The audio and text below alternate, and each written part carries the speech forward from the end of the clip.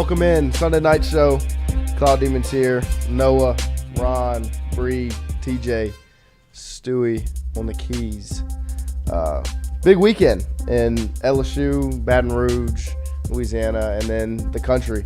NFL draft, NBA playoffs, LSU baseball. We got some basketball news.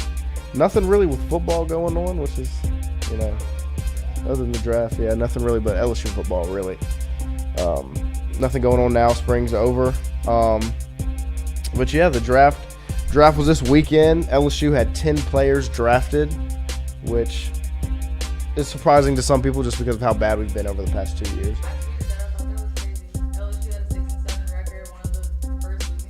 Right.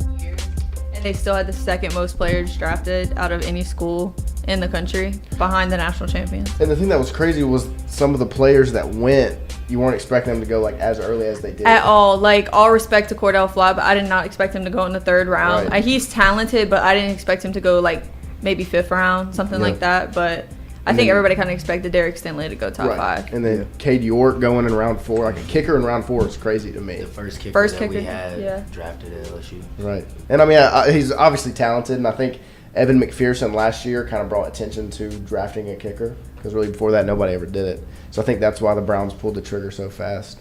But it was a big weekend for LSU. You saw, Andre Anthony. It was good to see him get drafted. Yeah. I feel like if Dre would have played a full year, yeah, he would have went a lot higher. Like that injury really, it hurt his draft stock because he was having such a good season prior to the injury, and I felt like this was his 6th year, his last year of eligibility, and he finally got his moment in the position that he plays where he could shine, and he was doing that.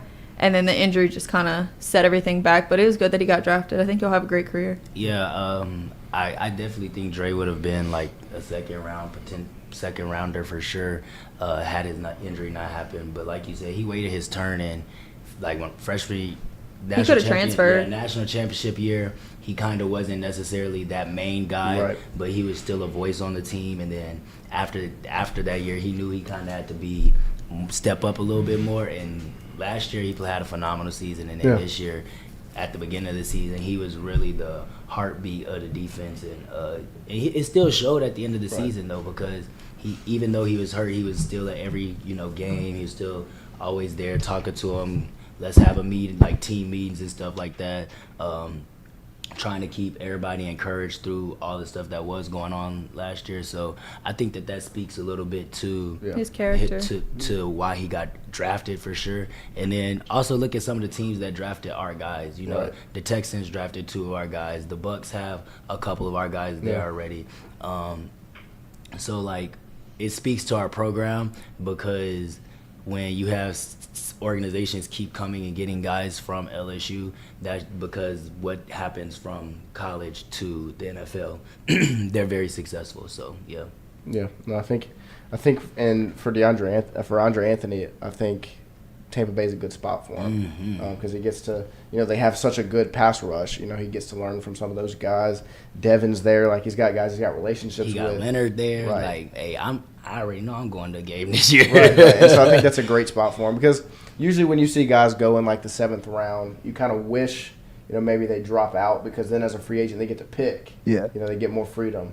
And Calais Campbell actually touched on that.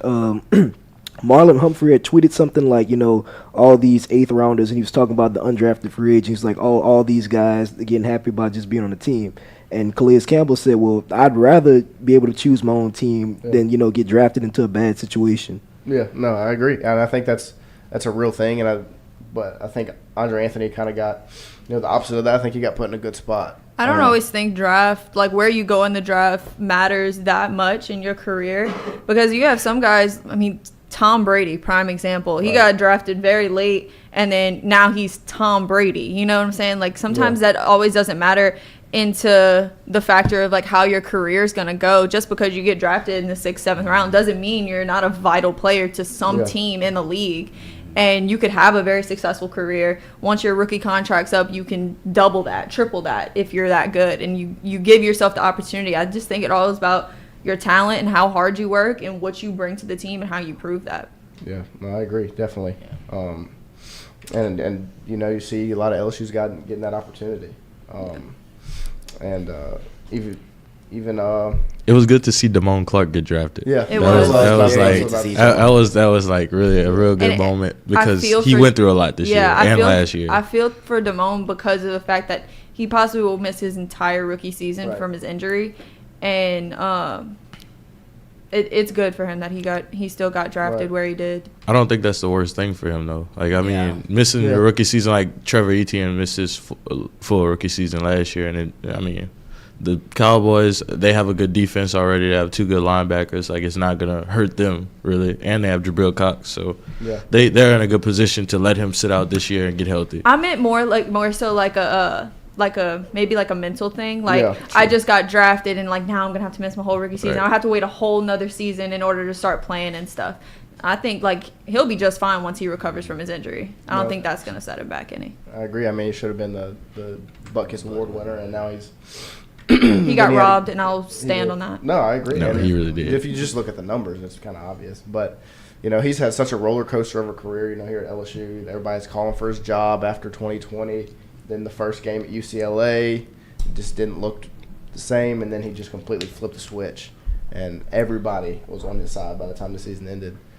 So it is good to see him, still get that nod, still get drafted, and get drafted to a solid situation where even though he's got to sit out a year, he's sitting out at a team and a program that he might have sat out anyways, even if he was healthy. And so I'm just glad to see him get that nod. But we'll get back to the draft. We've also got LSU baseball this weekend.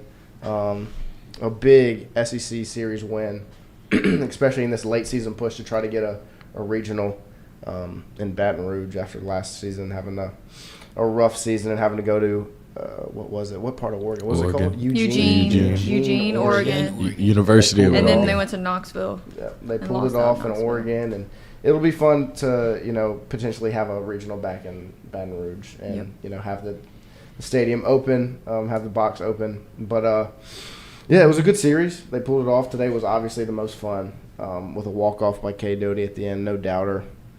Getting to see Dylan Cruz mash 2 balls.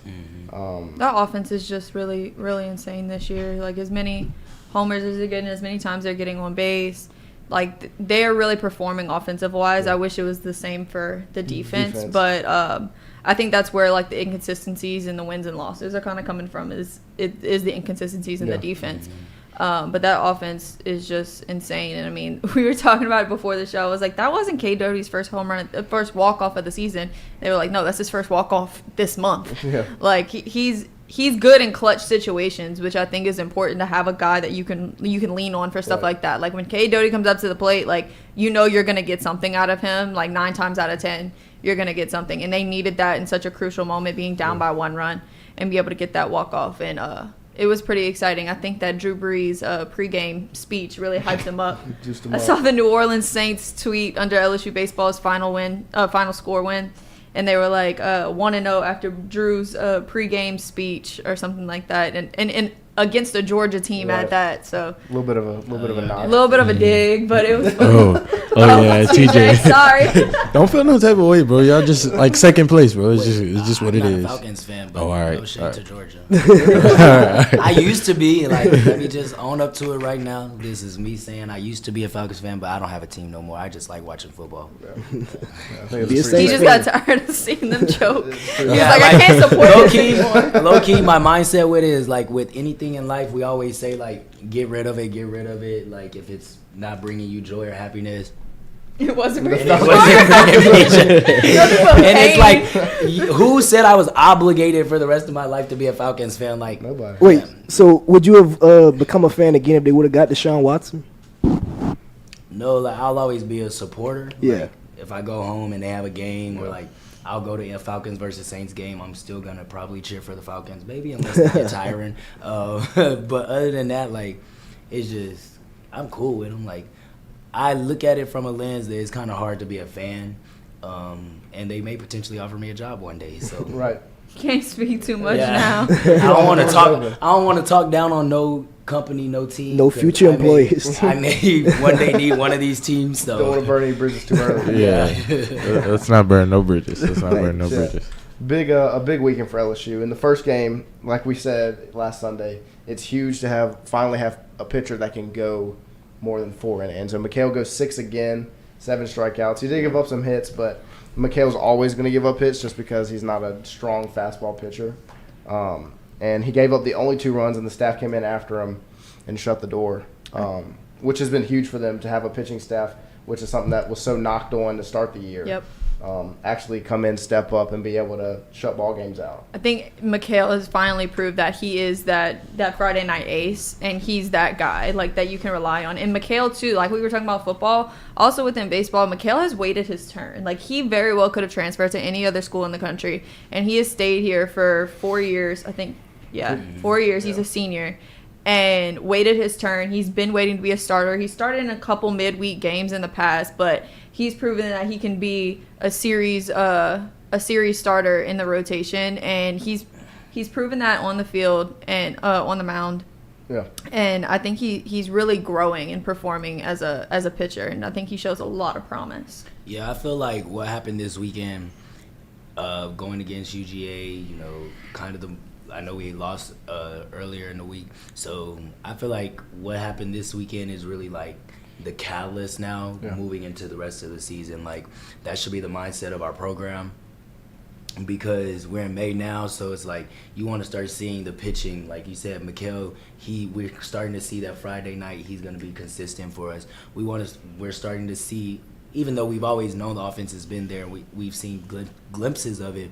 We're starting to see the actual potential that our offense really has. So like we said with football, we're not expecting a national championship the first year from Jay Johnson, but to see all the pieces start to come together more so now leading into the postseason, I think that this is the time for real. I think everything's finally starting to come together, and they're finally starting to mesh as a team with the new coaching staff, and hopefully that momentum like keeps them up, that motivation that they have from they win a series, they sweep a series, they lose a series, they win, it's finally, I think, starting to get a little more consistent, and I hope that does motivate them to be able to keep performing the way they have been, and getting these gritty wins, these fun wins that everybody loves to watch, and again, make it to a Baton Rouge Regional, because didn't have a Baton Rouge Regional last year. Let's have some fun. But and then the opposite of Friday happened yesterday. McHale goes 6 innings, only gives up 2 runs, and then yesterday Blake Money goes 2 innings. Your starter can only go 2, and so that's really where it all fell apart yesterday. They gave up 6 home runs in the game yesterday, which is crazy. 4 runs in the ninth inning. In the ninth inning, they were only down by 1 run. Yeah, and then I want to say it was Trent Vetmeyer and Garrett Edwards both pitched that inning, and they got 4 runs off, and they weren't able to produce anything in the ninth. The bottom of the ninth. So that was really disappointing, and I think, they might have been down on themselves for that, but obviously they weren't down on themselves too hard because they came back today and performed. So it was tough, but they came back. Yeah, no, and that's good to see that resiliency, and I think they even showed it on Friday because, you lose to UNO in the middle of the week, which is obviously tough because that's a smaller in-state school, and then they come out on Saturday just not able to get any type of momentum going on the mound. There's just never really any type of consistency, and then you come out again today and you have a huge game. You have your pitchers come out and pitch. Gervais came in top of the ninth, shut the door, and then just good at bats like we've always seen is what gave him the win. Pearson gets on base, and then Doty as soon as he swung the bat, it was game over. I think they feed off of each other's energy. Like Blake was having an off day on the bump, and then they all had an off day. They all kind of started slacking a little bit, which kind of caused them to have that loss. And then today, they were playing great. Pitchers were playing great. They were all in sync with each other. So I think they definitely feed off of each other's energy and how each other are performing, and that affects the way they perform as individuals. Yeah. So. And maybe they were just ready to get out of that game yesterday, so they could go to Garth Brooks concert. There you go, celebrate with what felt like 1 million people in that stadium. I have not seen that many people in that stadium since the Florida game. I was about to say Florida 2019. Florida. That's the most packed stadium. Joe Burrow's last game. Texas Yeah, A&M. A&M. Yeah, that game I mean, too but was like a packed. lot of people left that game early. Like I remember, like was right after Thanksgiving. Like I remember Yeah, that seeing was Joe Thanksgiving run out break. the tunnel, and then like I was like, all right, cool. Like I know we about to stump these boys because I seen how Joe was coming early in the week. Yeah, So, but it's been a long time since I've seen the Right. stadium that packed, and that was so insane to see. Like, I get chills every time I see the video that someone posts of Garth singing "Callin' Baton Rouge." They did like a seismic graph or whatever. Yeah, it was like a baby And earthquake. It was a mini earthquake. Yeah. That's how loud and insane that was. It literally caused a mini earthquake. Yeah, I feel like what LSU did with that was cool. Like I've never in my life seen something like Right. that. Even if like you don't know any Garth Brooks music or whatever, if you go to LSU or you live in Baton Rouge, you know Callin' Baton Rouge to some extent. And he's been, that song came out in 1993, either 83 or 93, something like that. It was a long time ago, and he has never performed it in Tiger Stadium from then. And now he has, and it was like literally the most iconic moment I've ever seen. Like I wish I could have been there, but I had to drive my parents there. Yeah, so. the only reason why I wanted to go was to hear Callin' Baton Right. Rouge and just feel what the environment was like for that 30. My that mom texted 2 me right minutes and after he 30 played seconds. it. My mom texted me and she was like, "This place just went insane." Yeah. She's like, "I've never been to a concert like this before." Right. No, it was That's crazy. I went. I don't know anything. I mean, I know about Garth Brooks. I know 2 songs. Callin' Baton Rouge and Friends in Low Places. sing That's them, it. sing them for us, Noah. That's it. I think I'll pass. Let's hear some tunes. But yesterday was my first time ever wearing boots. Wore boots to Look the at concert. you. As you should. Yeah, and, Country boy. I made it. Me and one of my buddies were all the way over here. Tried to make it to the Friends over here. Ended up leaving early before Callin' Baton Rouge was even sang. So we heard it from outside the stadium, and it was still gives you chills, even though you're out, like you weren't even in there, but you can just hear it echoing. Yeah, I could hear it from my apartment. It was crazy. Literally.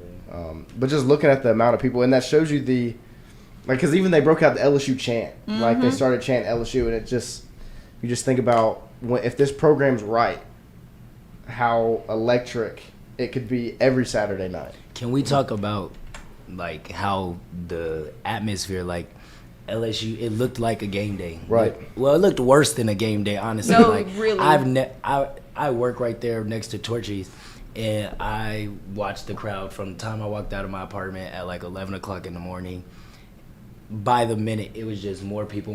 The Fat Boys line. I didn't even eat lunch yesterday because the Fat Boys line, between Fat Boys, Torchy's, and a line to get into Mathern's. There's never a line to get into Mathern's on a game day, yet the line was coming all the way towards Torchy's. I mean, everywhere you went, it took 25 minutes to go 2 miles. Like, it was electric, and then you had the track meet going on. Right. You had the baseball game. You had softball. Like, it was just so much. Whoever planned all of these events on the same day needs to be fired But because also, that it's was kind of insane. cool because it gave like you could go enjoy the baseball game and then leave the baseball game Because it and go ended to within Garth- enough Right. time. Yeah, Straight you to go the right across concert. the street to the Garth Brooks concert, and then like all the limousines and travel buses, Party buses. Wow. Man, It was I mean, if you crazy. go hard. Like, Yeah, it's they Garth did. Brooks. Yeah. But, like, he'll sell out. Like, my mom said, she was like, if Garth Brooks would have played Friday night, Saturday night, and Sunday night, Sold out all he would have three. sold out all three three. shows. And he's done it before in Lafayette. Look, he sold out 2 weekends in a row in Lafayette. Yeah. Like, and it was the same songs both weekends. Right. I promise you. he puts Heard on them all. such Watched the whole set. such a good performance. You don't He even is have great. to know. You don't even have to No, know any you Garth don't. Brooks song to have a good time at a concert because he's such a good performer. Yeah. Like, he will light any place up, and it's like he insane. He came out juiced up. He came out from below the like stage. it was awesome. So he's like, you said he's 60 years old? He's 60. 60. You don't look 60. And he's like great in concert. which Yeah, is, like, he's I lit. mean, He so came it's- out from under the electric. drums. People Right. don't even understand though, like what he did last night. Right. Like, not only was every 103,000 physical seat in the stadium filled, every suite was sold out. Yeah. Every seat on the floor, like there were over. We know the stadium fits 103,000 people. There were over 103,000 people there for sure. Yeah, because you opened up the floor and everything that Right. allows more seating. Like there, I've never seen that stadium that packed. And there was seating all around the entire stage. Like, Yeah. it was not an empty. It was nowhere else for anybody else to fit in there. Yeah. Honestly, It was crazy. Traffic was backed up for miles. Traffic was wild. It didn't matter which street you went on to try to get to close to campus. Highland, Nicholson, Burbank, no matter where you went, traffic was miles and miles and That's miles. how it's gonna be for Southern LSU though. Yeah. I agree. I want all the people to All know. of Baton Rouge. All of It's Baton gonna be Rouge is crazy. gonna be trying to migrate to LSU side. There's gonna be traffic from Southern side. I-110 There's finna gonna be- close. Yeah, they might as well start. Obviously, learn from this. Yeah. Y'all have a couple of months to prepare. Just get it straight. Yeah, because traffic is gonna be a mess that Yeah. day. I'm not going nowhere. I'm walking. Walking I'm everywhere. walking. I'm gonna Walking walk like everywhere. 5 miles from my apartment just to go to the game. You'll make it quicker. Probably. Literally. You would. But no, last night was crazy, and like I put out the tweet, like just the video of like just what the stadium looked like, and half the quote tweets were people talking about how cool it is to see that, and then half of them were people complaining about this is why the traffic's bad. Well, yeah. Because I mean that traffic was atrocious. I had to go to Lafayette for that, man. Yeah, and, me and Ron was in Lafayette. Great Just night. leave it at that. Yeah, Just leave it at that. Just in Lafayette. Tidy box. Just chilling. We was just chilling. They had also like other than everything going on in Baton Rouge, there was so much going on across the state of Louisiana. Yeah. Like Festival International in Lafayette. They had Kevin Gates performed in Lafayette. Kevin Yes. Gates I heard it performed was in a good Lafayette. show. Fredo, it They was had this- Kevin Gates, Fredo, Tusi, and they had some names in Yeah. Lafayette last night. It was and they had the live in festival. city. They had the festival in TWITTA where I'm from. They had the seafood festival in Belle Chase. They had the Little Red Church festival in Destrehan. Like they had so much going on, and I think that's so important for tourism in Louisiana because Louisiana makes most of its profit yearly off of tourism, and that just brought millions and millions and millions of dollars to the state from And just that's- this weekend, 3 days. And that's especially great to see, like, after COVID, Right. like, seeing how much money we Yeah. lost and, like, getting everything back like this. It's just great to see. Yeah, no, and that just shows you how one of a kind Louisiana is. I Yeah. think, yesterday, not just the Garth Brooks concert, but just everything in general, like you just talked about. That entire like bubble just shows you why Louisiana is such a great state. I say all the time, I'm so ready to move whenever I graduate college. Right. I want to get out of Louisiana. I've lived here my entire life. Like, I want to go to another state, experience new things. But I think weekends like this is what I'm going to miss most about living in Louisiana is, you could go into Tiger Stadium for that Garth Brooks concert, not know a single soul, but you'll leave with, 10 more friends. Right. Because people in Louisiana are just so hospitable, and you'll make a friend in, 5 minutes. Yeah, I agree. I feel like you said, after college, I'm like, I'm gonna leave Baton Rouge, blah blah blah. But I think of that, I'm gonna come back to Baton Rouge every month. Right. Like there's Yeah. always gonna be Right. some. I'm gonna come for Mardi Gras for That's sure. right. I'm gonna come for the first game. I'm gonna come for homecoming. Right. I might as well stay here at this Might point as well. because you miss out on all the. Get your grad school over here, doctor. Yeah, I may just have to figure out a little finesse to stay longer. And people really do that, too. Yeah. Right. Yeah. No, and I think, and even with the Final Four, people realize how great of a city New Orleans is to hold an event. Mm-hmm. And so it's just Louisiana's so one of a kind. It's cool to see people notice just Yeah. how great it is. But then speaking of Louisiana, you speak of some guys from Louisiana getting drafted. Stingley goes 3, which is huge because people were talking about him going 12 to the Vikings Yeah. and dropping and slipping down, and then to see him go 3. After really 2 seasons where you didn't see him play that much. I noticed that when something so special about the type of player that Derek Stingley is that his freshman year was his only really shining season where he got to show his talent to his fullest potential. And then he did a little bit his sophomore year and his junior year, but never played up to that level since his freshman year and still went top 3. And that's kind of how Jamar Chase did. He skipped his whole junior year, did not Right. play football for a whole year, and still got drafted top 5. And I guess that just shows how actually talented they are as Yeah. players. I mean, granted, he's going to the Texans. It's Right. a shaky. They had a good weekend. Yeah, The Texans but then I did, think about. but I don't like how they did Deshaun Watson. So. Yeah. Yeah. Right. And then again, I think about the Bengals. Joe got drafted to the Bengals. They were the worst Right. team in the league, and then in his second year, they went to Super Bowl. Yeah. So maybe there is room for growth in Houston, but I think it's good because he's still so close. His family can Right. still really travel easily. It's 4 hours away from Baton Rouge, so I think him going to the Texans is a really strong. Yeah, pick. I like that pick too, with him going to the Texans. But like you said, that 2019 season, it was everything he did from the first game No, yeah. to the last. Wait, guy's it was game. everything he did from that bowl prep. Spring practice. Yeah, That Yeah. bowl first day prep he stepped- of UCF, and then after that, it was all right, this kid is special, Mm-hmm. and we know he's special, and whatever we do, just let him be him. Don't Let try to Stingley do do what too he wants. much. There's Right. no rules for him. Let him do whatever he wants as long Right. as he helps LSU get a Right. win.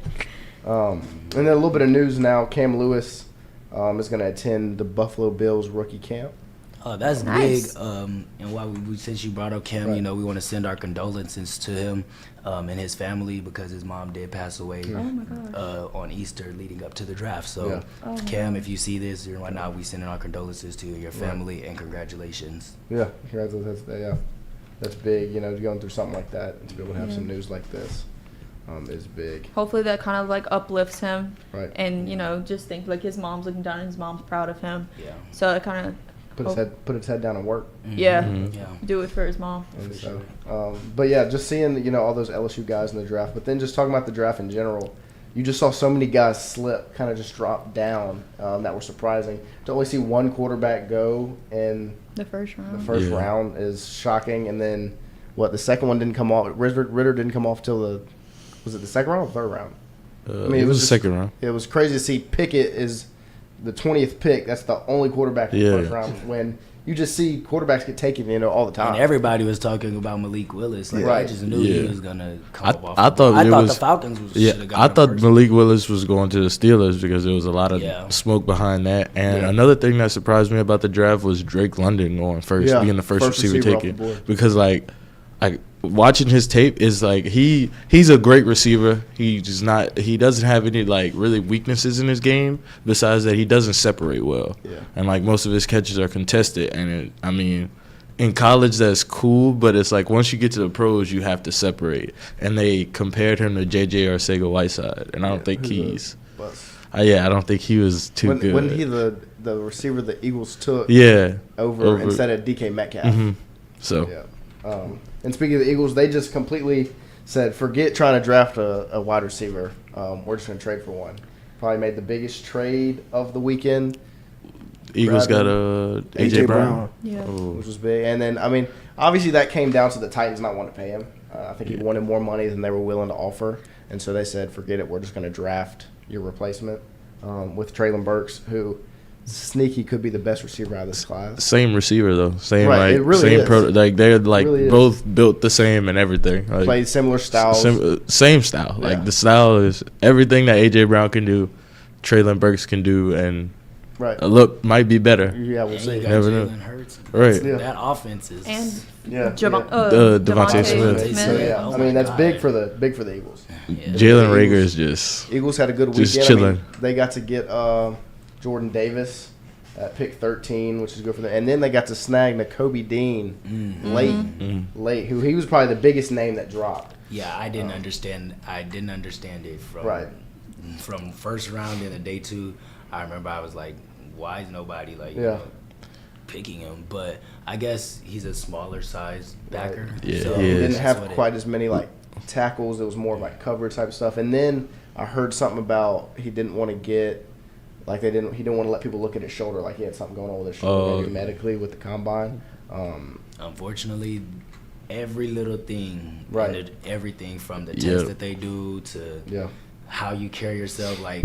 I've heard that in the process that the recruiters and stuff in NFL, they go through your family's pages, your friends' pages. Everything. They want to know every single thing about They you. want to know who you are off and the then, field. And then also, they don't want to. They want to give. That's less a reason to pay. Right. So if you you got a little background. Well, why would I give you $50 million? Right. When you got this, and this, and then you have valid points as they would shoot. Now we're gonna drop you to Right. $35,000. So everything they look at. So Right. Yeah, my least favorite trend is the bringing back old tweets when a player, when the draft's coming Yeah. up. That's what just irks my nerves, just because, he tweeted that in 2012. He's getting drafted in 2020.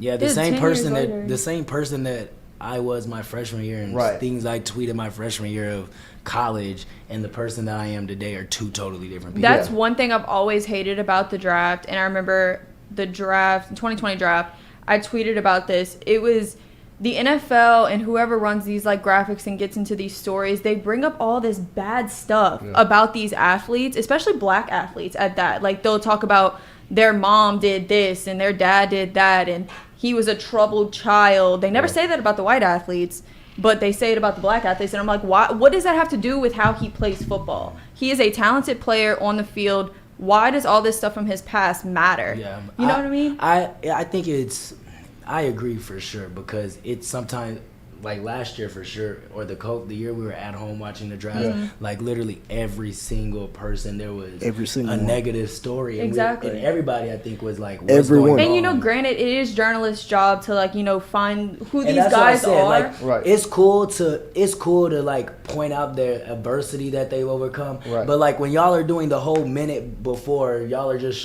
talking about their past. You're not even showing the film or something. Exactly. Like, talking about football, it turns away from the draft and becomes more of this is who they are, not a football player. Exactly. But like, I get, trying to show in their past and showing their adversity and stuff, but let them tell their story. Mm-hmm. Get that one-on-one interview, and if they feel comfortable talking about that, let them tell their story, because it's their story to tell anyway. So why? For example, if Cam Lewis would have got drafted, commentator would have said, yeah, his mom passed away this week, blah, blah, blah, blah, blah, blah. Instead, giving the mic to Cam and letting Cam say, I'm doing this for my this mom. is for my mom who I lost this week. But yeah, I think that is one of the downsides of like watching drafts and stuff, is that they always do say like negative things about these guys' past instead of really showing the athlete that they are on the field. And they don't even talk about the things that like sometimes like what they do in college. Like, despite all this adversity, this athlete was a leader in the locker room. He motivated his guys. Had a 3.5 Right. GPA. Right. Or Exactly. a The scholar first athlete. person in his family to graduate college and get a degree. Not only is he going to the NFL, but he has a degree. You know what I mean? I think this year, because of what happened in 2020, I think that this year it was a little bit less of that, because it seemed like when they called the name, they went straight to showing the film and the good things about the guy. So I think ESPN was... It's getting better. Right. Yeah. Yeah, and it should, because it's just at some point it's just kind of like asinine to just bring up stuff that just has nothing to do with like I was saying with tweets. Like, what does that have to do with the type of player they are? You know what Exactly. I mean? That doesn't define them. Right. They were kids when they tweeted that. I mean, you think these guys in the draft are our age. Right. They're like, like between the ages of like, 20 to sometimes 24, 25. Like, they're young. They were kids 10 years ago in 2012 when they tweeted that ton of stuff. Derek Stingley even turned 21. I don't know, he's our age. Maybe So. 21. But like, imagine you see Stingley and the only knock on him is this tweet he put out, when he was a freshman at Dunham.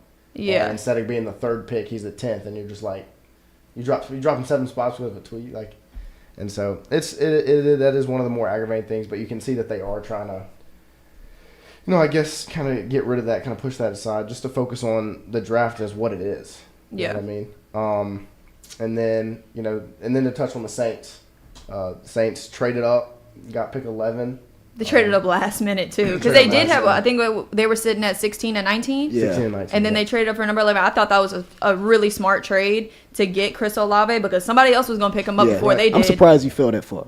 Right. Yeah. When you see 2 receivers come off the board before him, that's when the Saints were like, oh, like somebody's going to pull the trigger. And I'm glad they did. Yeah. I think Chris Olave is going to complement Michael Thomas really well. I mean, they're both Ohio State guys, but they both can play in those positions really well, and I think they'll complement, and they'll be really, really powerful weapons on the offense for Jameis Winston or whoever they decide to start this season. But I think Chris Olave was a smart pick. They needed wide receivers. I mean, you can't just rely on the same couple of guys every play. And to have both of them both him and Michael Thomas, both on either side of the field and both going up against these really strong defenses that they will go up against next year, it'll pay off for the Saints. They made a really smart decision about getting Chris Olave. Yeah, and one of the big knocks on Olave was that like he didn't fit the prototypical build of a wide receiver 1. Right. Well, the Saints don't need him to be a wide receiver 1. Yeah. Like, we got Michael Thomas and we got Marquez Callaway, we got Deontay Harris. Right. So there's help there, and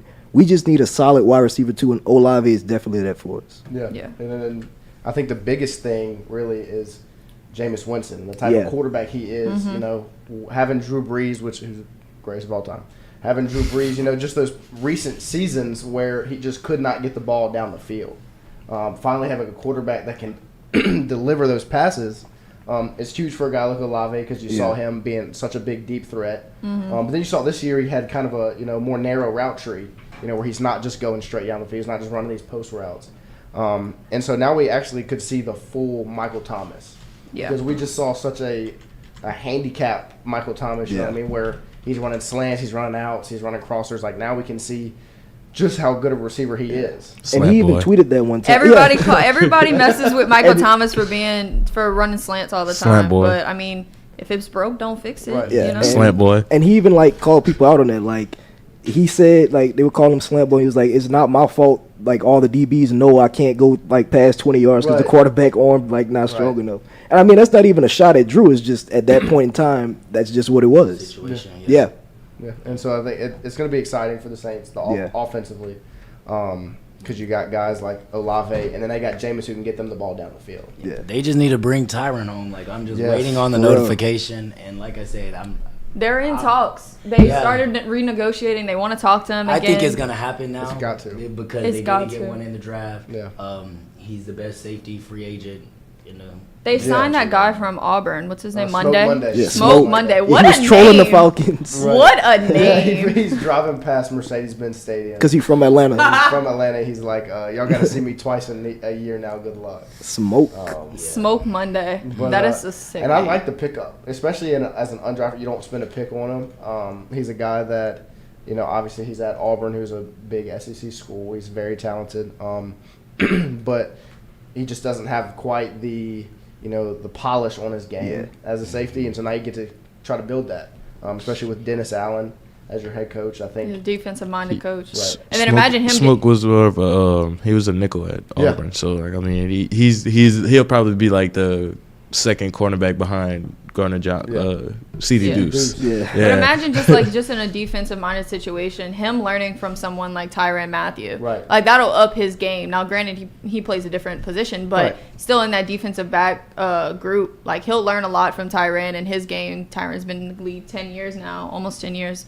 And Super Bowl MVP, Pro Bowler, Super Bowl champion. Like, learning from somebody like that is really an opportunity you don't want to miss out on. So I think he'll. Yeah, and I think for the organization as of the Saints, what it does, not just the defense or on the field, but like everything that Tyrann does for the community. Right. Especially him being in New Orleans, Yes, that would be his insane. hometown. I believe that his leadership, like within the organization, he's been in the NFL for 10 years, like you said. Like he has experience. He's been a part of a phenomenal organization. The Chiefs are a really good organization. Like you said, he's won many Super Bowls and whatnot. Like the Saints, I feel like that creates this environment. And for Louisiana, once again, like you bring Tyrann home, that first game automatically. Oh my goodness. New Orleans would they're selling out explode. every game already, but they're gonna go insane when Tyrann's name is announced. And then you got the whole with football down I-10. You go to LSU, it's a whole new culture that is coming here. We're gonna start in New Orleans. Like it's just so many like good things that I feel like come from bringing a guy like that. And Tyrann loves where he's from. Yeah. He loves New Orleans. He loves Louisiana. I mean, he still has so much love for LSU.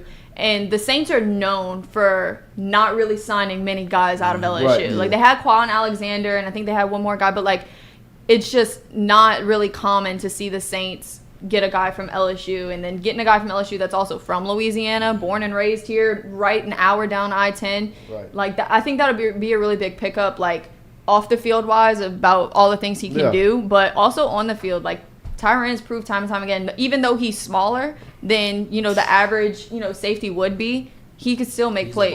Yeah. Like, he gets an interception almost every game. Like, it's kind of hard to compete against him. And then also, you can tell he wants to be here. Right.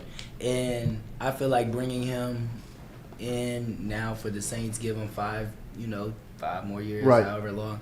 He's already expressed his interest in coaching at LSU.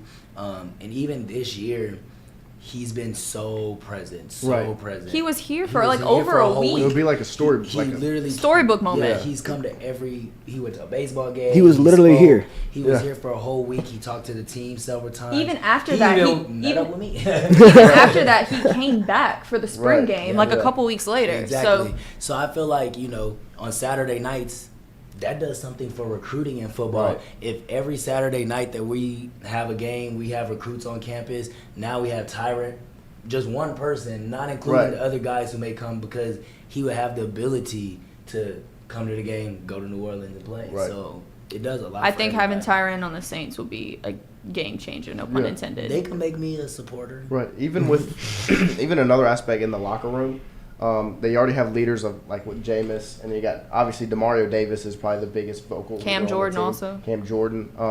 To have that veteran leadership even more with Tyron would be huge, especially during a season of change where you go from Sean Payton, who's been here for over a decade, and you're just so used to that. Now you got Dennis Allen, who they are comfortable with, obviously because he's been here, but it's still a change. It's new. It's still a new program. Yeah, Sean ran everything. Yeah, and so to have voices like that, to be able to add another one into that locker room would be huge. I think if they get Tyrann, this Saints defense is going to be scary. Oh, scary good. Like, if I was a quarterback, if I was an offensive coordinator, if I was a receiver, I would be terrified to go up against that defense. Right, because you already have best defensive line. You have you have the defensive line that's scary. You got linebacker core. You got Demario Davis, who's an All-Pro every year, should be a Pro Bowler. They never pick him, whatever.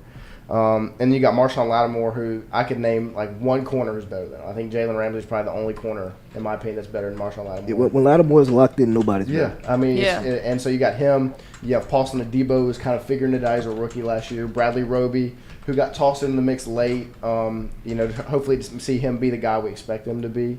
And then the rookie from Tennessee. Yeah, Alontae Taylor. Who's just an athlete. And, I like Alontae Taylor. He played all over the place. He's gonna fit in well. Right. He played all over the place. He's got personality. Like he's gonna fit in with this defense. Then obviously the biggest personality of the defense is number 22. Oh yeah, CJ. That's so interesting. I can't wait till the Saints play the Bengals. And you get Eli Apple back down here. Those tickets are gonna be so God. I don't think Eli Apple's going to make it that far. Here, the thing is, they re-signed him. They might move it to London. That's one of the games that's in consideration for a UK game. I heard about that. Yeah, they might send him to London. It's such a slap in the face. Right. No, they're doing that intentionally. They're doing that intentionally. You know how much money they make? They're gonna make.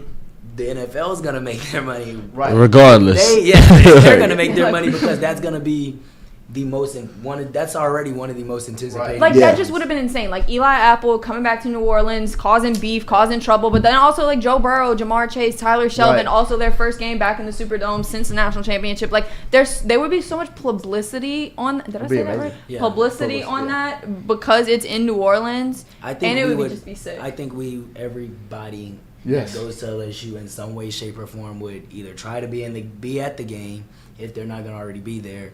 And if not, still would go to New Orleans just for the hype and the fun atmosphere. I already said that if it's in New Orleans, I'm gonna work it as a media member. That would be like, just so I can go for free. That would be like peak Louisiana. That would be like peak Louisiana. Oh my God, yes. It'd be like Garth Brooks energy. Yeah. Right. It does. Right. I mean, that game is gonna be and it's like it's gonna be good game because the Saints are gonna want to win and the fans are gonna want to win. But everybody's still gonna want to see Joe and Jamar and all our guys. Exactly. And it's just play a good competitive good teams. Yeah. It's like when the Chiefs came down to New Orleans last year, and you had like Darrell Williams and Clout like all coming back home. Like it was a really and Tyrann like all coming back home. Like it was a really surreal moment. Flex. Yeah. No. And so it'd be such a slap in the face to see that game played. And not even in the country. Like even I would even be cool with it in Cincinnati. But like we still travel to Cincinnati. We could fly there. For it to be in London, like it's just but pick another game. Like the Jaguars and the Jets. Like, send them to London. Nobody cares anyway. But Honey Badger would be huge for the Saints, and it's also just because it's a position of need. You need another safety. Hopefully, we get some kind of announcement this week. Tomorrow. I hope so. I hope I wake up in the morning to it. That'd be amazing. That would be so sick. Yeah, it would be great. And then kind of switch it up. Stay in New Orleans. The Pelicans. Some news came out. Zion had some media availability, and the quote that put a smile on my face was, "I couldn't sign the extension fast enough," which is just good to hear, just because you see how bright the future is with these young guys, and the only piece that's missing is Zion. Yeah. And Zion's what pushes this team over the edge of, playoff team to like contender. Yeah. Like I'm not gonna say, hey, they're gonna win the NBA Finals next year. I'm not gonna get a tattoo on my leg of. I mean, maybe I should get a tattoo of Zion's face. Yeah. On your leg. Zion, and it says 2023 NBA champion. Yeah. Just to speak it into existence, but it just shows Zion's what they need to get over that hump, and to see him bought in and smiling. And messing with like Fletcher Mackel and answering the questions. Biggest hater. It's just huge, and it's exciting.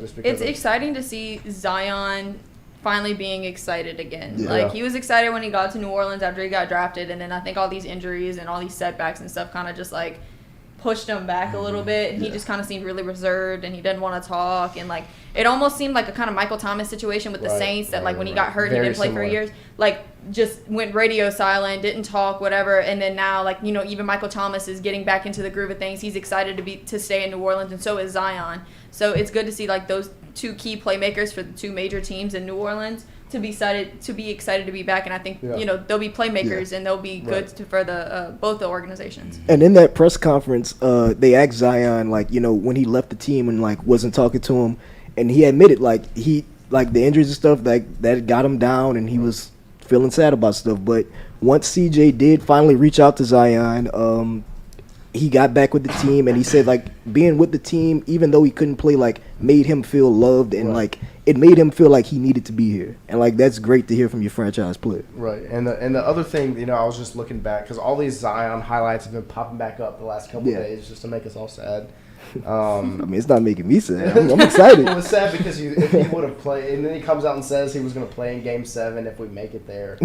Of course, he's going to say that now. It's just like Ben Simmons saying, I'm just kidding.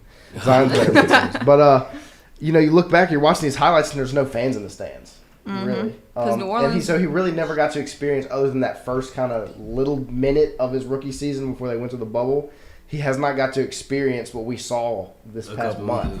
Yeah. Right. And so I think, you know, being able to be on the bench and seeing that, he was like, this isn't the New Orleans that they were talking about on the news when I was in Portland working out. Saying, like, we can win here. I can win here. Like, and so I think that's why he's bought in, and he just sees how much this city, this state loves a winner, and he knows that he can bring that. And, you know, I'm excited to see him try to take that challenge head on. I think if you embrace New Orleans is going to embrace you right on back, because the Pelicans brought in Willie Green, and look how fans responded. They started winning. Look at C.J. McCollum. And look at exactly. Look at C.J. McCollum. I like C.J. McCollum. That was one of the biggest things to me Yeah. was star. You know, they always talk about stars that want to be in New Orleans. Like, I think he kind of single-handedly changed that narrative. Coming here saying, you know, before, you know, they weren't really in the playoff push, and he was like, no, we're going to make the playoff. Like, he said that in, like, the first presser he had. He's like, no, we're going to make, like, this team is – I wanted to be in New Orleans. I handpicked the Pelicans. And so I think that really changed the nation's narrative. And now everybody loves the Pelicans. The thing is, out of nowhere. With what the Saints have going, like, the Saints are always – even the last couple years, they've been right there in that playoff conversation, making it whatnot. Then you have this – basketball team now, which is right next door to the Saints. Like, think about October, November, December, when basketball season is coming back, Zion's returning. Garth Brooks traffic. Like, the whole, like, consistently now in New Orleans, everybody loves sports. Sports brings everybody together.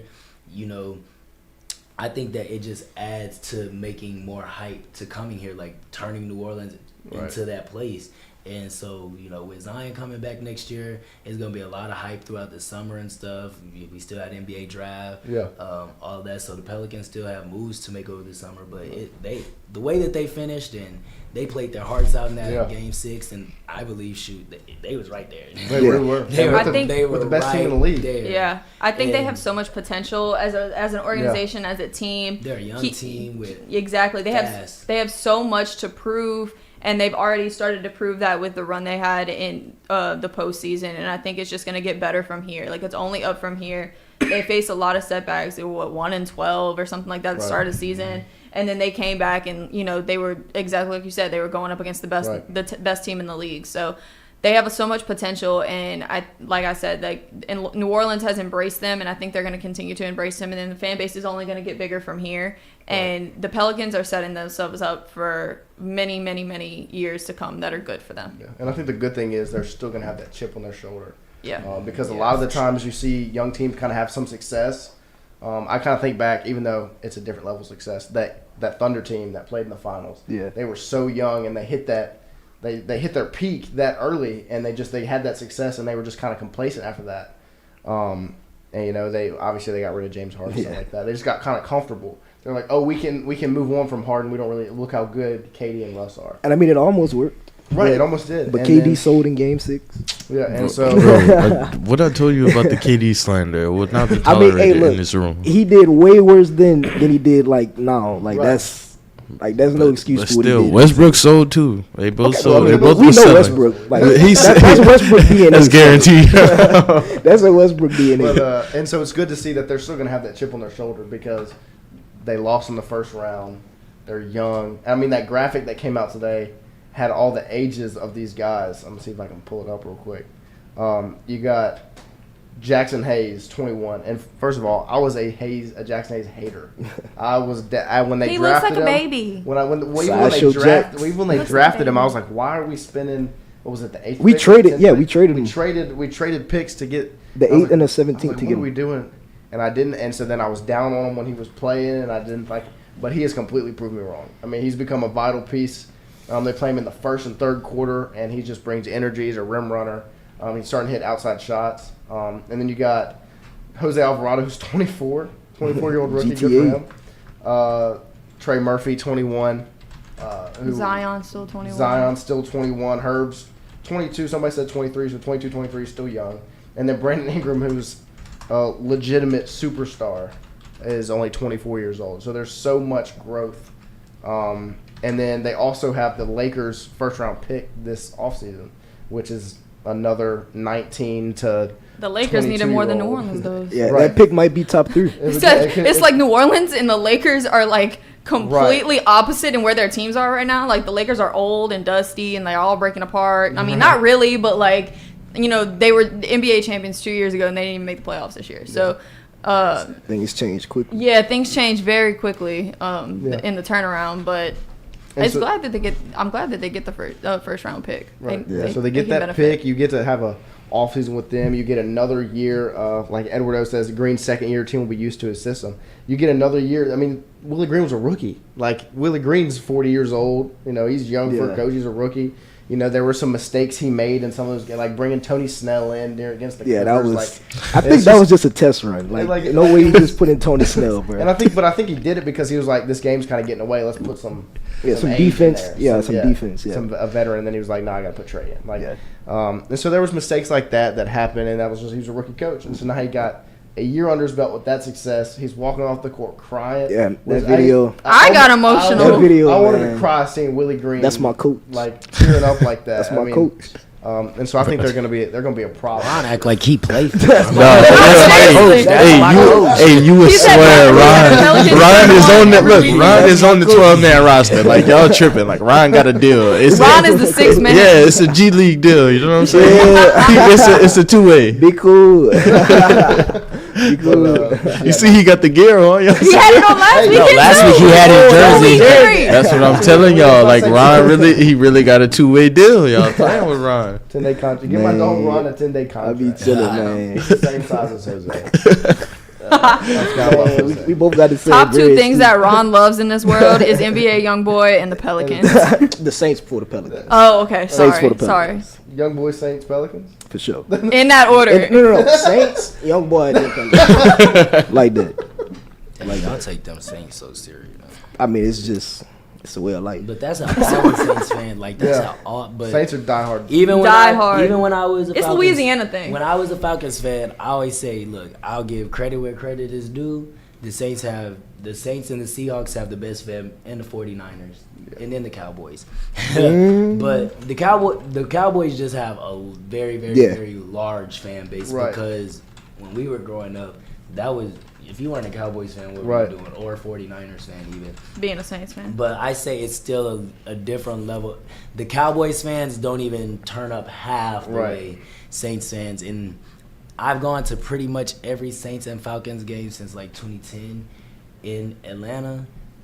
It's always pretty much a 60-40, if not 50-50. Like when you don't know if the Saints just scored or if the Falcons just scored because they come deep and they gonna say who that all day when they see the Saints fan base, like not only do they party harder, they are petty as hell. Like, that is the most pettiest I fan base witnessed, I've ever I seen in witnessed my a life. couple fights, like physical fist fights. No, in like the- even in the like streets of it's Atlanta. gotten to the point where it's not even just the fans, it's the organization itself. Like whoever runs like the social media, like Shout out gets the my boy pettiness Sal. to another level, and that just like fuels the fans. Yeah. Like they will like, you 'Cause know, y'all eat that up. what Dirk said, you petty, I'm petty too. Like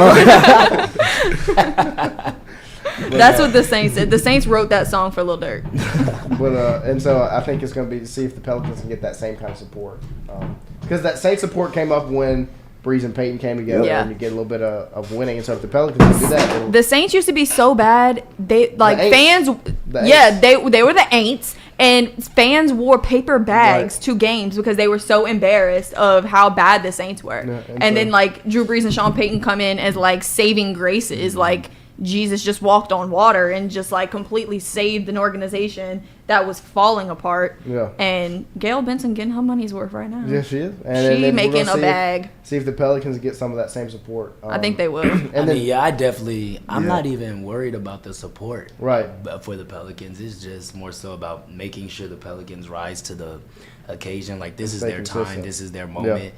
Not starting the season 1-12 would be like a good start because Right. had the support that you did see more so as the March, April, May has gone, they would have probably got that on the front end. You know, They had a Cinderella season. Yeah. They They really definitely did. So And go ahead. I've seen this all across like different sports of teams just having these Cinderella moments. You know what I mean? Like the Bengals had their Cinderella season. Right. UGA. Let's talk about their UGA did Right. too, and then like what's that basketball?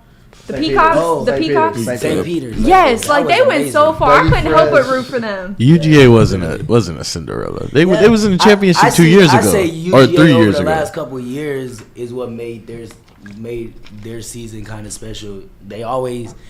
Kirby always couldn't beat Nick, and then in 2018, I'll never forget it. Like Yeah. I just knew UGA. We were waiting outside the academy to get my dad shirts and gears and stuff. We were sitting in the parking lot just watching the game. Like, no, it's not happening. And then they totally fumble it up, and then everything, like, they've had so many good moments, Right. and then it's just shot down right Like there the by Falcons. Yeah. Yeah, 28 to it's 3. definitely a Georgia thing. Yeah. No. And so that support's definitely gonna be there for the Pelicans, and it's up to the Yeah. Pelicans to keep it consistent. You know what I mean? To where it's not just It's a not a Cinderella fluke. story. Yeah. Yeah. And then you see support for teams like the Celtics, and the Celtics fell apart today. Oh, They did they? got Yeah, waxed. They're Tatum looked horrible. I couldn't wait till we talked about this, but The Giannis- if they don't. Giannis. Yeah, if they don't find the answer today Right. for Giannis for next game, Giannis made them look like little boys. Yeah. Out there, honestly, Is like, there an answer in the league for Giannis? Like No. really and truthfully, like what No. big in the league would you really want him to be one-on-one matched up at any point on? No. Whether it's whether it's in the post or out on the perimeter. Like because if he gets you in the perimeter, he might go with a move and go to the goal, and He it's can two shoot. This dribbles. man lobbed And he it can to shoot now. himself. Right? Yeah, that was the literal. He thing. lobbed it to himself. Because I was like, because he wasn't making anything happen at first, and then every time he pulls that ball out, it's Yeah. like if I was a defender, I'd get scared. Yeah, I would like that's tense why- up for real because he's fast, he's Right. tall, he's long, so it's 1-2 moves. This dude already touching the goal. Right. Like, That you touching can the do. goal. You blink and he already dunked Yeah. on you. Like No, But when it comes to, I mean, we've only seen an answer for Giannis really once. It was in the bubble. The Heat kind of, they called themselves like the Giannis Stoppers, whatever, because they had Bam Adebayo, who is a good matchup for him. But he's just still not to Giannis' yeah, tier. you basically have to Right. have a specific. Plan. Yeah, like a plan, yeah. you really have to think it through how you're gonna manage the paint. But then his mid-range game is so Right, good. that's what I was about to like say. he can just hit you with that quick little turnaround fadeaway, and Yeah. it's consistent. So I don't think the Celtics are gonna find an answer, but they're gonna have to. If they want to win this series, they're gonna have to. They won't. You got to do something. Yeah, I don't think they're gonna win the series based on today. Right. But if they're going to, they're gonna have to score to a very efficient Yeah. level. And Giannis, he's gonna put up his points. You gotta Yeah. expect his 30 points a game. So everybody else around him needs to be chill because he was doing it all today. He was rebounding, he was assisting, he was bringing the ball up the court, dishing it off to the side. Three. you have a triple double. Yeah, he Yep. definitely. And he did that without Chris Middleton. Yeah. Middleton. So That's what I I was mean, gonna say. that's like really big for Right. the Bucks, because if they could do that without Middleton in the lineup, and the way Giannis is playing and the way Drew Holiday was playing, they could really push this series quick. Yeah. Like they could make it quick and get Boston out Especially quick. with how good the Celtics look Yeah. against Brooklyn. The Nets, but I think it was more of like the dysfunction of the Nets, Nets than it rather was than the- how good the Boston Celtics agree. are, because they did have a great defensive plan on KD and Kyrie, but I mean The the Nets- Nets really didn't have an offensive game plan at all easy to either. find. So It's not easy, but it's easier to find an Right. answer for a KD, a Kyrie, exactly, when there's multiple guys Right. who can defend them. Well, it's an easier matchup. Yeah. You can't put Marcus There's Smart nobody who's gonna be tall enough, Right. and fast enough, and big enough, Yeah. to, like you say, one-on-one matchup with Giannis. It's not. Yeah. It's not. And so I think what it's going to come down to, like you said, is the Celtics are going to have to. They're going to have to outscore. Yeah. Like they're going to have to say, if Middleton's out, Get Giannis. you're going to have Drew Holiday beat us or somebody else. Well, Giannis let him score 40 as long as Tatum and Brown score 30. Jason each. Tatum needs to score 30. Right. Brown needs to score 25. Right. If those numbers aren't there, and if by halftime these dudes not looking Right. like they're If it's actually, today where they combine for 33 I knew at points. halftime it was over with. Right. Like they made the Boston fans look Right. miserable. Yeah. Literally. No, the Celtics are going to have to just outscore. Like that's really what it's going to come down to. Because you're not going to be able to stop Giannis. You're going to have to accept that, stop everybody else, and score points. anybody check on Jack yet? I have not checked. Has he his back. I hope he's committed? okay. Is he on suicide watch? I think he'll be all right. I think. And now, if this would have been the Nets that this happened to, it would be way worse. Yeah, true. Because he That- hates Kyrie with a passion. That Warriors. Warriors- That Yeah. Warriors Memphis Grizzlies game. game. Jordan was Poole good is like all the way. He's through got that. Steph What- is what- locking up. like, got a what do you- bad Steph did dog. okay. Steph, I won't say Steph played good defense. Ja did his thing, Yeah. but that last play, That last Steph play. did. That Yeah. last play, Steph showed him. Steph, and we don't really, not saying he doesn't play defense, but we don't Right. really Yeah. talk about how good. Just talk of a about his defender- shooting. Yeah, all we talk about is his shooting and what he brings to the offensive side of the ball. But he's just as mobile without Yeah. the ball on defense, and it showed today. He squared up with Ja. He's like, and come was on, take it to working the on hole. I know what you gonna do. Yeah, and it was a good game. I mean, the previous play before that though was on the Grizzlies. Yeah. And had they not messed up with the situation with like 11 seconds left, Yeah. they would have been able to win. And I wanted the Grizzlies Right. to win.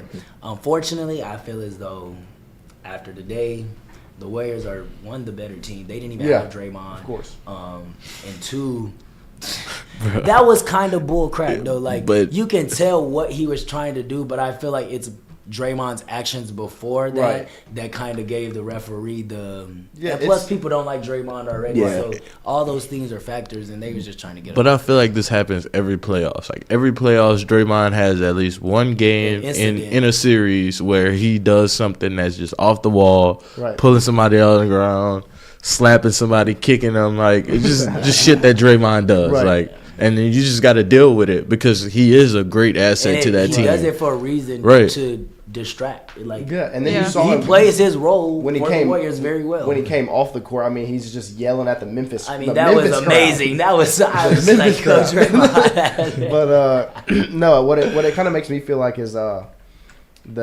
2018 finals. You know, where LeBron goes all out in Game 1, 51 points, and they lose in overtime, and then they just were drained after that. Like that could potentially could happen to the Grizzlies right now is because they put everything. I mean, Jaren Jackson Jr. had the game of his life, couldn't miss. Ja had 34, even though he didn't shoot that well. You know, it could just be, hey, we put everything in this game, and then you just don't have it for the next game. You know what I mean? And so the Grizzlies need to kind of figure out a way to continue to turn this in, like to continue it, so they can get a win. I think they're gonna take the next game. Yeah, and I hope so. Yeah. Because the way today's game went, I want this to be a series. I want this series. to go to 7 games Right. for sure. Because it was just fun, and because the Grizzlies are bought in, like Ja's bought into making it a show. Like he wants this to be fun. Like he wants attention. It's entertainment. He's at this gonna point. he's gonna gritty on the Timberwolves logo. Like he wants the attention. And so he's gonna make it fun. And you know Draymond's gonna make it fun Bro, and well. hold Always. up, hold up. Here he is right The here. little, Pull it up, the dog. little altercation. And He the thing is, look at dog. dude. Yeah. Like, First, yeah, I mean, he pulled his whole jersey. Like, Yeah. come on, Dre. And then you come out and get. That's the Now this is the See, now, Draymond this that is they. it. This is the. This But is they your feed off of that, storyline. right? Yeah. Like the You know, team Chubb's feeds like off of that, Draymond. and he's their leader. So I mean, I understand why he does the things that he does, but it's just like He bumped the sometimes it's I like, love damn, it. Draymond, like relax, bro. And then it was him waiting right there at the tunnel after Right. the game. After Like, they win, all yelling. this is amazing. And then like what Ja has done, he's brought life. Like Yeah. he's totally revived. He's made Memphis seem like the place to be right now. Yeah. They're the two seed. His dad is sitting on the court side right Every there. game. He's at the press conference. He got Pooh right Shiesty there. posting him. You got Pooh Shiesty. you got Money Bag Yo Big 30. sitting right there courtside every game, rapping about Ja going for 30, 40 points. Like Ja doing it. Ja is that guy. Ja is him. Straight up. And I personally believed that Ja, before he had to sit out for those couple games for his little injury, I always said that he was being overlooked in For the MVP MVP. Well, conversation. Matt McMahon was talking about him on Friday with Jordy. Yeah. And he had a lot of good things to say about Yeah, it. I felt like he should have been at least a Of course. talk. I think Jordan Poole should have got most improved, and Josh should have been Yeah. in the MVP conversation. So And then it was good for Ja to give that award to Desmond Bain, who, I mean, really nobody really knew who he was before, and now he's averaging 24 points per playoffs. He didn't have a great game today. he helped me win a parlay. But, yeah. Look at you. But yeah, I hope that series is legit. And then with Matt McMahon with a big pool. Oh, yeah. With Tyrell Ward. I mean, that's the 26th player in the country. That's a 4-star, 5-star. Some places have him a 5-star. That's huge because, you know, the notion around the program is, oh, it's dead. Well, Wade's gone, no 5 stars ever again, and then Matt McMahon comes out and does this. At the same week as another 4-star. Hold on, because did y'all peep? Adam kept LSU in He did. his Right. in And I was his about to conversation. It's LSU. And then hold on, Xavier Pinson. He said he's reopening his Reconsidering. commitment. Yeah, I think that you get 2 good guys. Like there's still some hope there. Right, And definitely. You I've get heard those really 2 good back. That's 2 veteran guards you that get can them give you back, the front like court. yeah, the front court is great, and then you got these big men that you brought in Yeah, we got that'll one of that'll them, come in and 6'10", right? yeah, Yeah, they'll come in and give you some Jalen solid Reed. minutes for sure. Yeah, Jalen Reed, he's 6'10". And them Cali boys play different. Right, Play he's a 4 or basketball 5. But the differently. thing about him is, when I was writing about him, I called him a watch your head type athlete. Like he wants to dunk every possession. Also, another job. Like legit. Like Under Giannis. Except he's 6'10". Giannis. Facts. It'll Like, get the PMAC rocking, though, and it'll bring the energy. And, well, the good thing is, like, this team has turned out to be fun because a lot of these guys that McMahon is kind of bringing in, they're so offensively gifted already, but they have so much potential defensively. So all they have to do on defense is buy in. Well, you look at the last season for LSU, their defense is what won them a lot of games. Yeah. like their defense was Our so defense is strong, phenomenal. so strong, and then Especially with Xavier Pinson. He was Yeah. really right. that guy. Yeah. like with Days, Efton, Xavier, even Mwani, like these guys were really strong Yeah. And defensively. Wani is one of our strongest defenders. Yeah. Yeah, so having them kind of set that standard, it'll be interesting to see like what the change is. Like, will this year's team be more offensively proficient, or will they lack in the defensive effort and lose games because of that? Because anybody will tell you in almost any sport, defense wins games. Yeah. And if they don't have that because they're so focused on that offense, then like how is that gonna, transpire on the No, court? Matt McMahon's definitely brought in a bunch of offensively talented and polished guys. And really all they need is to buy in on defense because they're so athletic. They're built for it. And so, like, Jalen Reed, he's a guy that's, he's not this crazy defender, but, I mean, he's 6'10", can jump out the gym. I mean, instant rim protector if he wants to be. You know what I mean? If you can teach him to do that. He doesn't really have a jump shot, but you don't really need that from him. It's good to have another big guy, though. Of course, we need size because we're They bringing a need lot of guards. size right now, especially right by the rim, Right. because you lost that in Efton Reed, Right. and you don't really have. And Alex Fudge, there's 2 guys that were pushing 7 foot, and Right. I think Efton was 7 foot. Yeah, he's probably 7'1". close to it. Yeah. So, having like those big guys there to be able to protect will definitely help defensively. And then the news with Efton is he's headed to Gonzaga, which caught me by surprise. I did not see Gonzaga as a spot. I thought he was Georgetown all the way. I thought he was going to follow Brandon and Kevin Nickelberry, go to Georgetown. But Gonzaga is interesting because I think what that's telling everybody is that he's buying into the long game. I think he understands, because I think, at least from my perspective, I expected much more out of him this year because I thought he was going to be a 5-star. Like, I was going to be like a legit 5-star ready, one and done type of guy. And he came out and he kind of proved he wasn't. Like, he's a program guy. He's going to take a few years to develop, to kind of polish his game. And so I think his selection of Gonzaga is showing that he's buying into that. Because Gonzaga's got, such a rich history with big men. Just recently, I mean, Drew Timme, kind of polishing his post moves, and then guys like that. And so that's proven he's going to be like, I want Mark Few to teach me how to become the best version of myself over the next 4 years instead of the next year. I think that's smart. Like, he's playing it really smart because a lot of guys, they come into college and they're like, well, I play basketball, so I'm going to play 1 year in college and then I'm going to go to the league. I'm going to go to the draft. But he's playing it smart by giving himself time to, like, fully develop as an athlete and also as a player, because you think, like, he's still a kid. Like, he's a freshman. I mean, he don't look like a kid by any means, but he's still, 18, 19 years old. Give yourself time to mature, and, like, that's what college is kind of for, being an athlete or not. Right. And I think he's playing it really smart. And, Gonzaga's been a really good basketball school. Of course. So, I mean, he's going to a good school. It's not like he's going somewhere where he's not going to get the opportunity to actually show out and make himself better. Yeah, he's going to have the opportunity to play. But the big thing, he's going to have the opportunity to develop, which I think is good for him. It's smart for him, just because he got knocked a lot this year just because he wasn't what we expect him to be. And so I think now, he's kind of understanding that. And it was a mature decision for him to pick Gonzaga over Georgetown, follow his best friend in Brandon Murray and the coach that recruited him in Nickelberry. And then speaking of Georgetown, that's where Tyrell Ward was originally expected to go, the guy that committed to LSU yesterday. Georgetown was the crystal ball or whatever, but the thing was, he was recruited to LSU originally by Kevin Nickelberry. Kevin Nickelberry was the lead recruiter at LSU. Obviously, he's at Georgetown as an assistant for Patrick Ewing. This guy is a huge commitment because, he's a 4-star, 5-star, like I said, but he's legit. Like, he is offensively talented. He can handle it. He's 6'7", he's long, he can handle the ball. He can jump out the gym just like Jalen Reed. We're getting these athletic type of guys. Yeah. But the other thing is he can handle the ball well, but he can create his own shot, which is something that we did not see really from this team last year.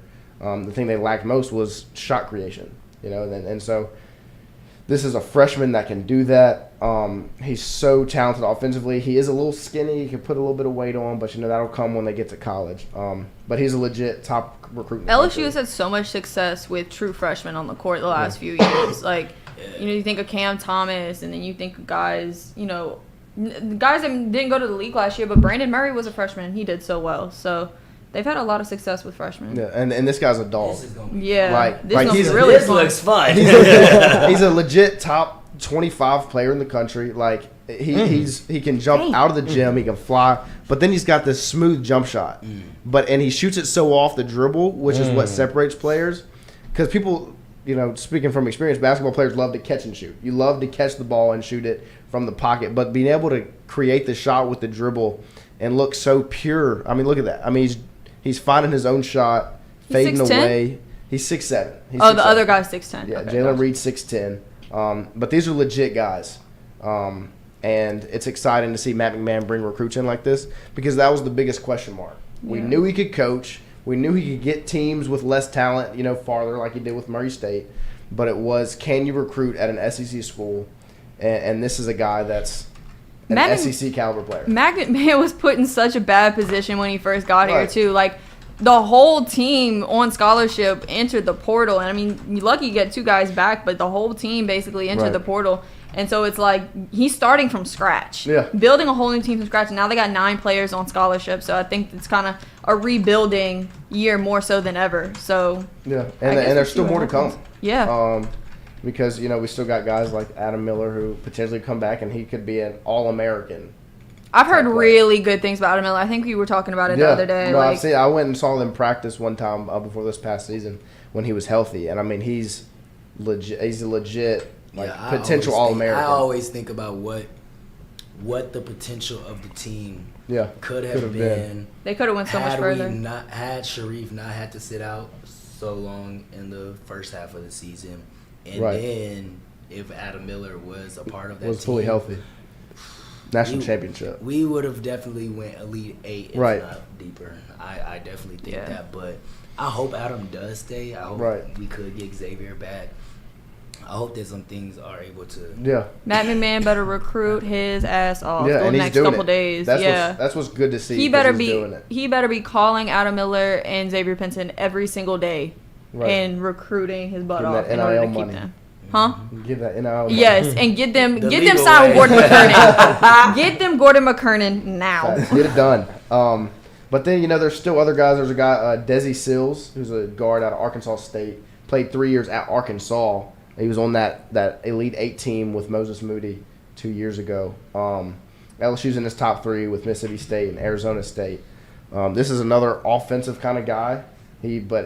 All he is a slasher, like straight slasher. He just wants to get to the bucket, put his head down. He's left-handed. He wants to get to the left. Lefties. Straight up. Hey. You're left-handed too? Yes. Yeah, I'm left-handed too. Oh my gosh. Love it here. The majority. But yeah, I mean, there's so much potential. This team that we were so down on could potentially be special this upcoming season. Yeah, I feel like we never should have been down on them. Yes, like it's kind of like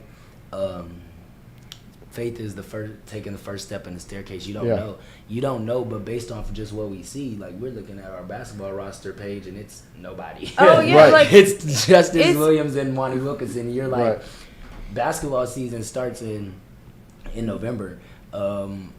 From now to November, we don't know what that looks like, but McMahon can do something spectacular. When all this was happening, I was like, this season's not I didn't see us getting one person in the ESPN top 300. Yeah. Like, I remember at the Lil Baby concert, DJ Moswag, he was like, I see all my LSU basketball players over there. I said, who?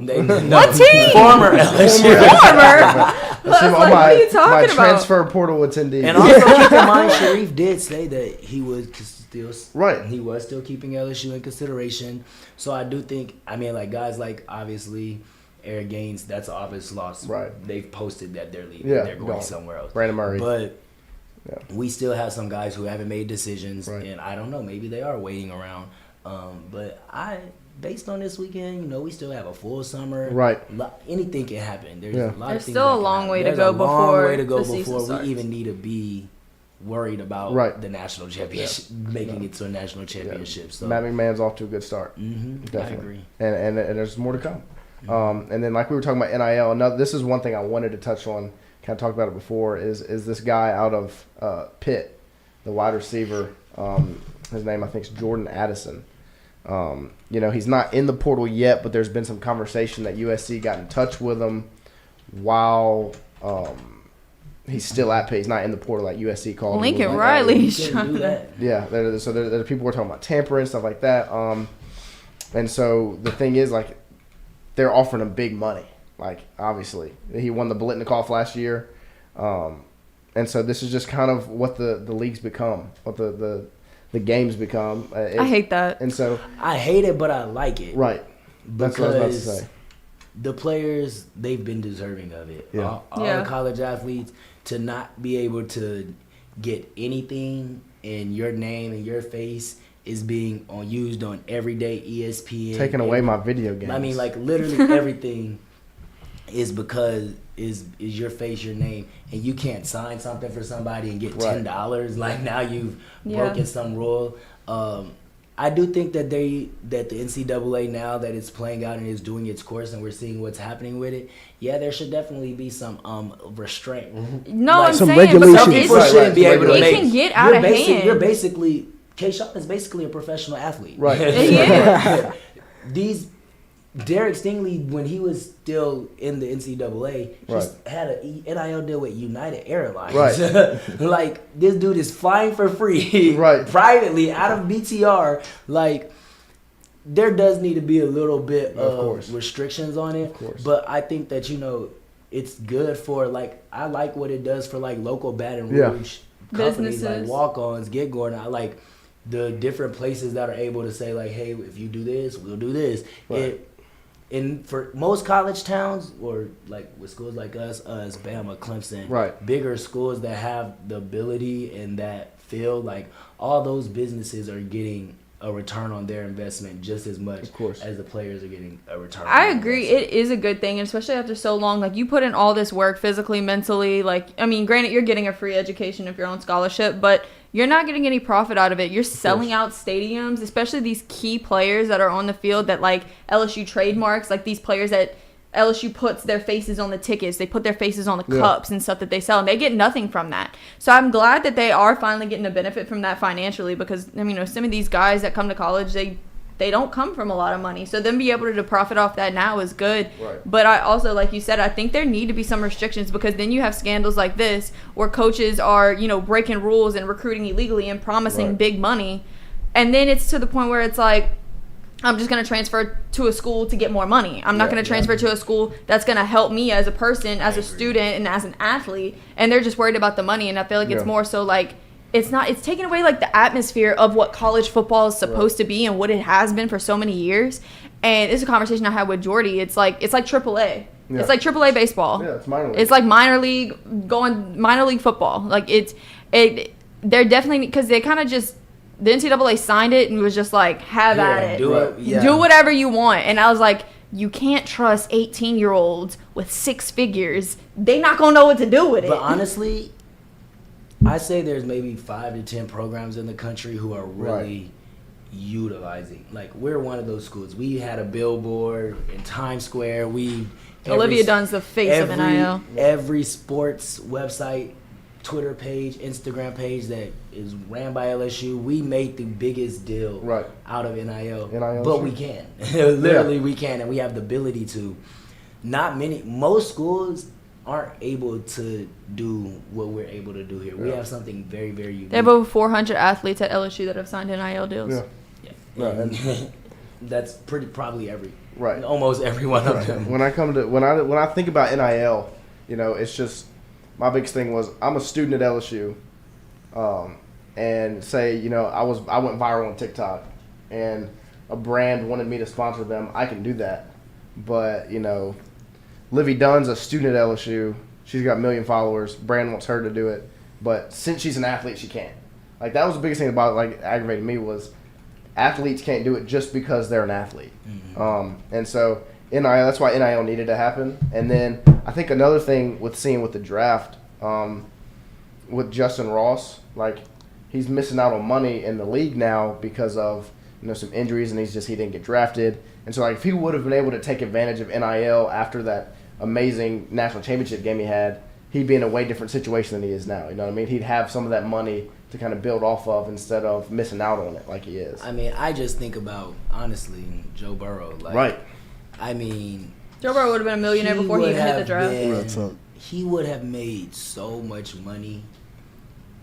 Each week, it would have just increased and increased and increased. Like, he would have made money with every company in Louisiana. Like, I just think they're going to even make more money when football season starts, and they're selling jerseys with their names on them. Right. They're just going to make even more money. I do like that. Too. And LSU, once again, we're setting the standard for how it should be. We're having business meetings with our athletes. We're having people come in and talk to them about money management. Right. People educate them on, this is what NIL is. This is how we're doing it. This is the process to go through. Each football player is going to be able to have their name on the jersey. Us as fans, and the fans are going to be able to go in there. If Kayshawn is their favorite guy, they get Kayshawn. If Cardell Thomas is their favorite guy, they can get them. Like, people don't have to go through this illegal stitching and trying to find these off-brand shirts. Like, we've set the standard that it's a way that this could be done. That way, everybody benefits. That way, granted, Kayshawn may get 100,000 jersey sales. There may be another guy who gets 200 jersey sales who needs that extra change to put in their pocket. Like, I always say, like, these are humans and college students too, and a little stipend, $1,000 ain't nothing. Like, for real. You'll see a lot more Hellcats around campus come September. I'm gonna tell you that much. No, for sure. But it's cool because I know players, and I'm not gonna call them out, but they were told, hey, we may be able to get you a car, blah, blah, blah. There were players who were starters who didn't have a car to transport themselves around Baton Rouge, who aren't from here, who didn't have a lot of friends, whatever the case may be, while there's guys who haven't even touched the field to this day who drive a 2021 brand new car that hasn't even come out yet. Like, I didn't agree with that. So I like that, you know, that the companies like are able to, hey, we'll be able to give you a car if you put this on there, boom, and it's not illegal anymore. Like, I also like it because it gives athletes the opportunity to grow their brand on social media wise. Because granted, I mean, some sports, like we had 4 gymnasts here last week talking about that. Gymnastics doesn't have a pro organization, right? Exactly. It's like after college, your gymnastics career is over. So giving them that platform now to be able to, you know, build their social media following, become an influencer, whatever they want to do, will help them with that, with NIL, but also like just any other sport. Not everybody goes to the league. Not everybody goes to the NBA. Not everybody goes to the NFL. So giving them that opportunity to be a brand ambassador now while they're in college and be able to promote businesses helps them build their money up, helps them learn about money and stuff like that. Relationships, make connections and relationships, because a big part of just literally the world is about who you know. And they can make connections to people that can hire them one day, or, you know, just figure out what they want to do. Like, what is their plan B if football or basketball or baseball doesn't work out? What's after that? You know what I'm saying? So I think that can help them in a way that really not a lot of people talk about.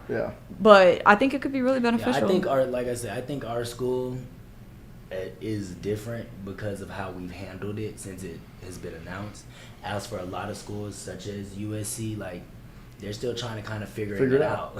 And USC is another school that does have the brand, but like everybody know USC. If this stuff comes out about that Pitt receiver in USC, Lincoln Riley's going to get himself into some Will Wade situations. Because, like, that's where it's, like, going too far. It's like you're taking advantage of the privilege of NIL and what the NCAA, like, legalized, and you're doing it in such the wrong way. Like, you shouldn't recruit a player solely based off of you're going to make 6 figures if you're coming here.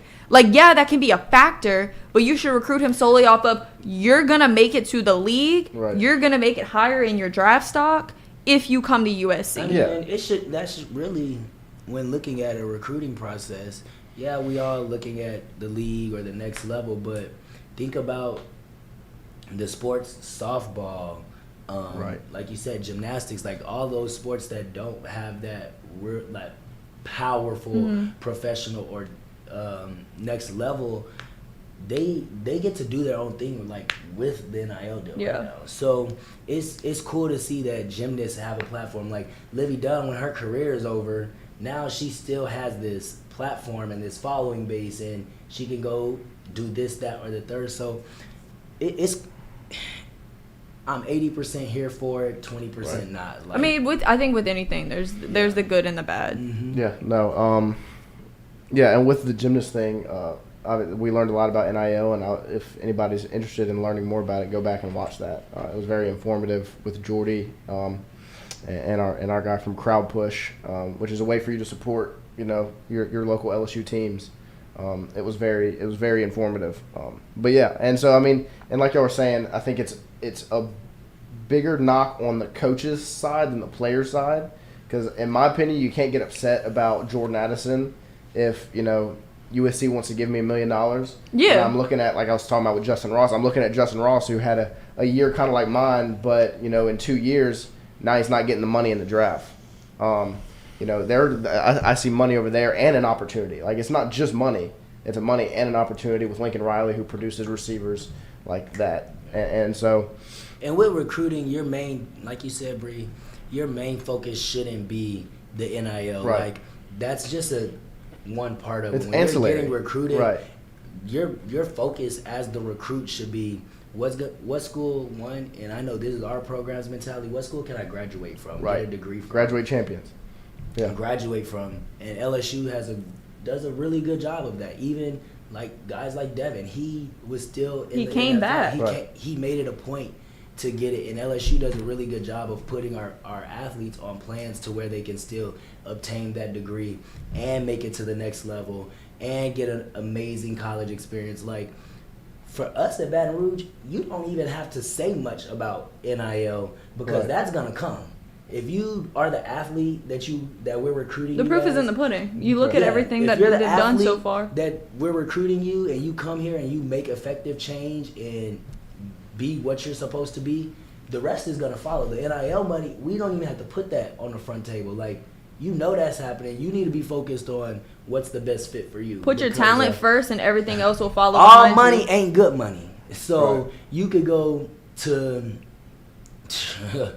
Boise State, and they could offer you $1 million, and you could be the most miserable person compared to going to LSU for $500,000 and have the greatest experience ever. You know what I'm saying? So it's like, just because USC is telling you, oh, we'll get you this, that, and the third, the program that you at right now may be a better situation, a better environment, less toxic. You don't know what you're walking into just running behind some money. So I would tell a recruit or athlete, know what the focus is still. Know that you're looking for a place where you can grow as a person, get a degree, make good friends, and when you leave college, you'll look back on it and say, I made the best decision, instead of having regrets behind, I could be 17, 18 years old, walk into a program and making $100,000. Yeah, no, I agree, because it's just, and that's what falls on the athlete. You know, that's when the amateurism is still in effect because it's still a kid. And that's why it's important to have,